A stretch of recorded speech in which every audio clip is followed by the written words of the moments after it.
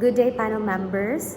Today we will be presenting our study entitled Brainrot Usage and Vocabulary Acquisition of Generation Alpha Learners. I am Bacus, together with Lanojan and Zhang.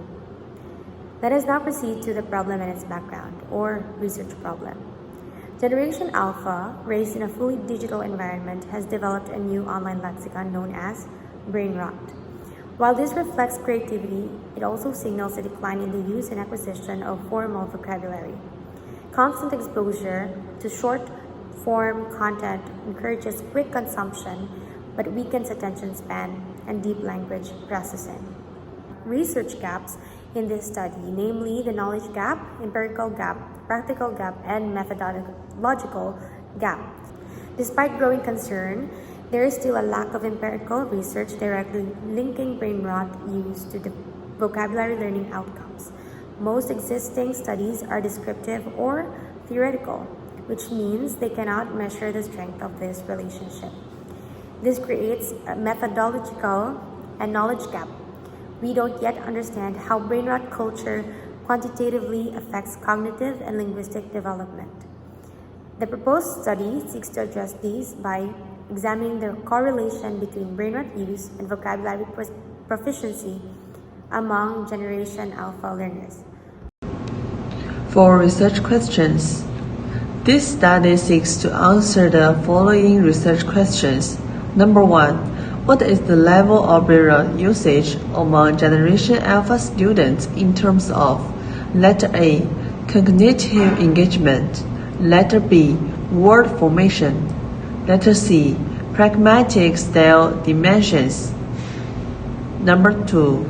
What is the level of vocabulary acquisition among Generation Alpha students in terms of letter A. Vocabulary breadth, letter B. Vocabulary depth, letter C. Contextual application. Next question is there a significant relationship between the usage of brain rot and vocabulary acquisition among Generation Alpha students?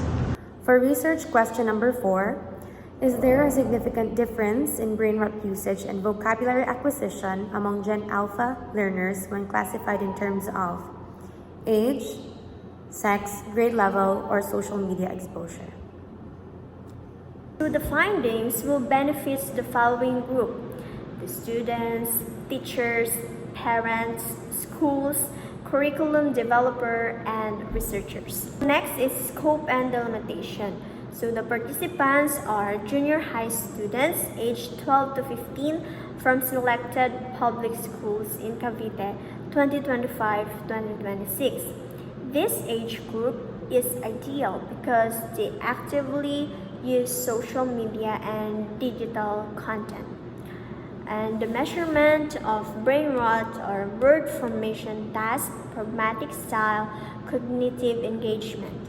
In vocabulary, we have DOV, DVT, depth of vocabulary, and VIC, vocabulary in context.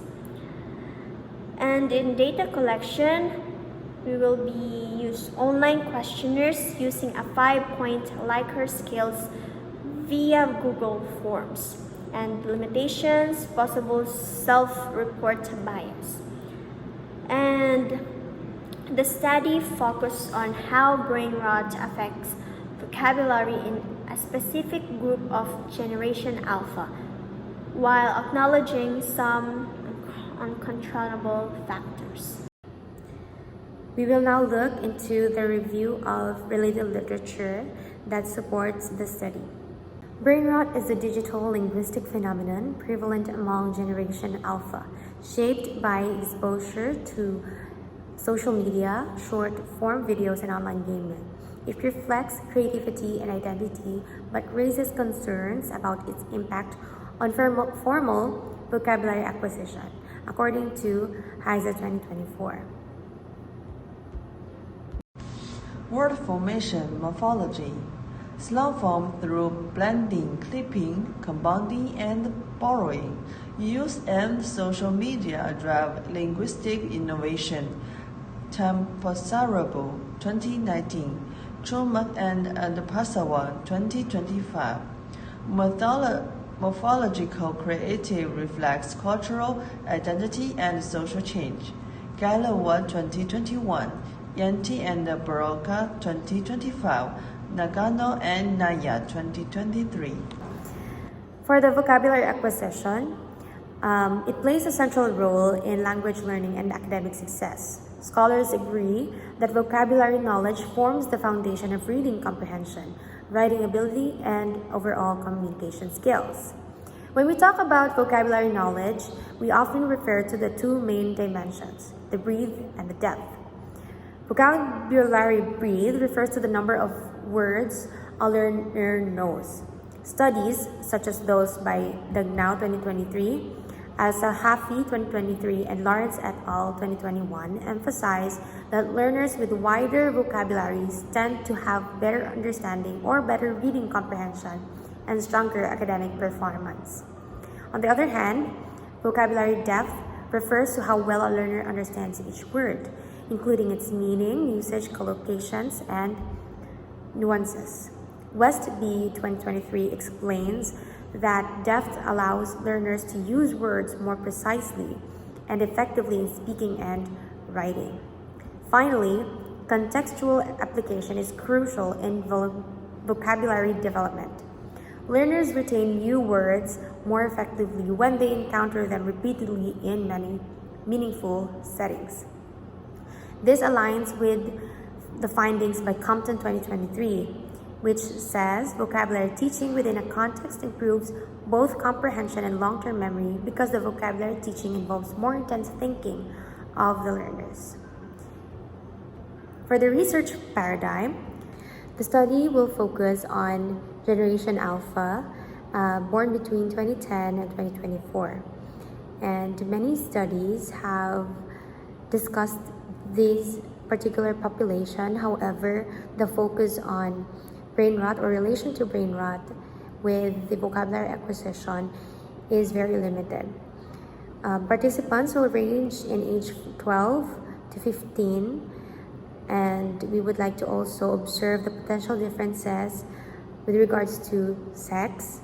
And finally, grade level is considered to examine how vocabulary development and brain rot usage may vary across different years of junior high school. Okay, so next is implication to SDA principles. So the study highlights how brain rot and digital language trends among Generation Alpha influence vocabulary learning, challenging the SDA holistic model of education that nurtures mental, physical, social, and spiritual growth, found in White 1903. Guided by Knight 2006, educators are encouraged to adopt a balanced pedagogy that integrates academic excellence with a Christian worldview while remaining culturally relevant. However, White 1923 reminds that relevance must not compromise reverence and doctrinal clarity, emphasizing sacred communication. So next, for our theoretical framework, we are using two main theories. First is Krashen input hypothesis from 1985. This theory explained that language is learned when students are exposed to input that they can understand but is slightly above their current level, what he calls I+1. In the context of Generation Alpha, the brain rot content they watch online, like TikTok videos, memes, and viral slang, can act as informal language input. This exposure can help students pick up new words, but it can also be risky if they only learn words superficially and incorrectly. Our study looks at whether brain rot can actually serve as meaningful input that improves vocabulary, or if it is just entertained without much learning. The second theory is Frederick three-dimensional model of engagement from 2004.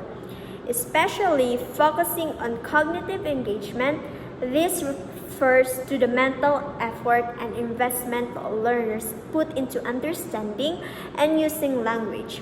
When students interact with digital content like Brianrot, cognitive engagement shows us how they mentally process and adapt the language for their own communication.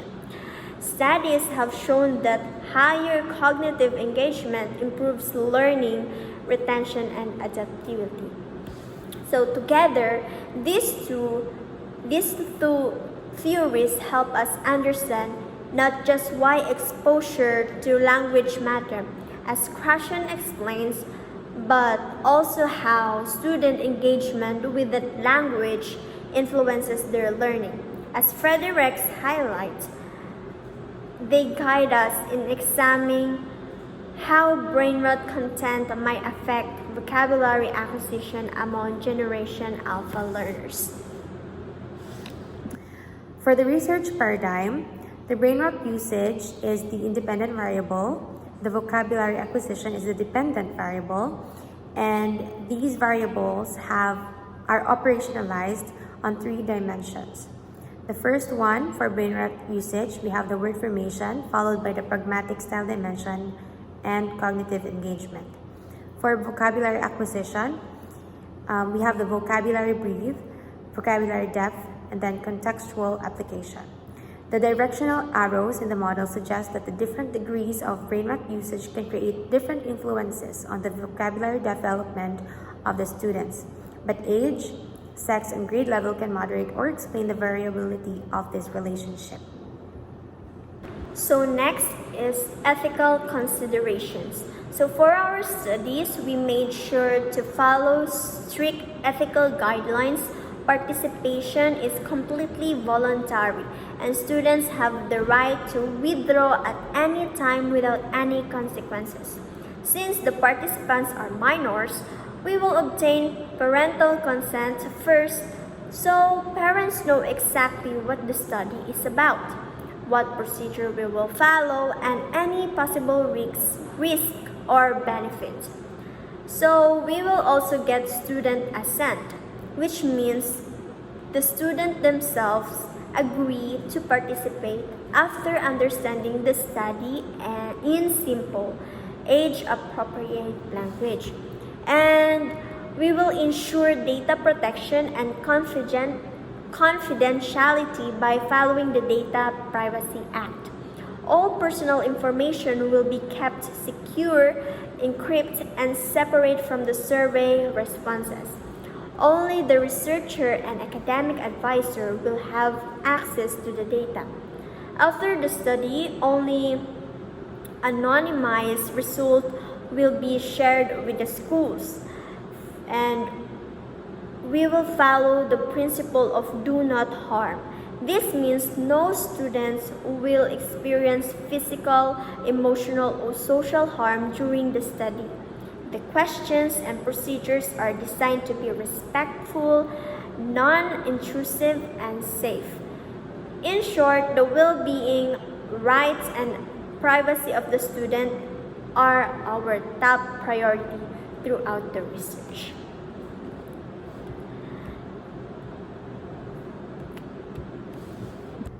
Regarding the research design, the study will employ a quantitative correlational research design. This design is chosen because the goal is not to manipulate variables, but to determine the strength and direction of the relationship between brainrot usage and vocabulary learning outcomes among Generation Alpha students. The study will focus on junior high school students aged 12 to 15 from selected public schools in Cavite province. There are about 600 students in total, and around 200 of them are active social media users who are familiar with the slang word brainrot. Using Yamani's formula 1967, the study will select 150 students as the sample size, which is enough to represent the group. A purposive convenience sampling method will be used. The participants will be chosen based on their active use of social media and their knowledge of internet slang, especially Brianrot. This group is chosen because younger learners are more exposed to online language trends, which may affect their vocabulary learning and interest in academic English. For the instrumentation, the study will be utilizing 5 major instruments that would measure Brianrot usage and vocabulary acquisition. First, for the Brianrot usage, we would be using the word formation task, which is adapted from the framework of Sterbova 2018. Next, we have the pragmatic style dimension measure based on the multiple choice discourse completion test by Birhandi and Rizai 2010, and cognitive engagement scale by Fredericks et al. 2003. For vocabulary acquisition, we will be using 2 standardized tests, the UDVT or the Updated Depth of Vocabulary Test by Reed and Zhang 2022, and VIC test by Guevara Torres and Ramirez Avila 2023. All instruments will be administered via online self-report questionnaires through Google Forms to ensure accessibility and efficiency. For the data gathering procedure, the researchers will ensure the ethical approval from the IRB and the school principals and the DepEd and the parents' consent. Then we will be preparing our instrument to check their validity and reliability through pilot testing, and then after that we will gather information through self-report questionnaires via Google Form. And then we would have the interpretation of the data collected and the conclusion and recommendation based on our data that's been gathered and collected. Okay, so next is data analysis. So for the data analysis, we will use both descriptive and inferential statistics. Descriptive statistics like frequency, mean, and standard deviation will help us summarize the students' responses and performance. Inferential statistics, including Pearson correlation, regression, t-test, and ANOVA. It will allow us to examine a relationship difference between groups and the predictive impact of Brianrot usage on vocabulary acquisition. We will also check the reliability of our instruments using Cronbach alpha, making sure it is 0.70 or higher to ensure internal consistency. All data will be analyzed using SPSS with a 0.05 significance level, which will help us determine whether Brianrot usage thoroughly affects vocabulary acquisition among Geneartion alpha learners. That is all for our presentation. Thank you, and we are now ready for your questions.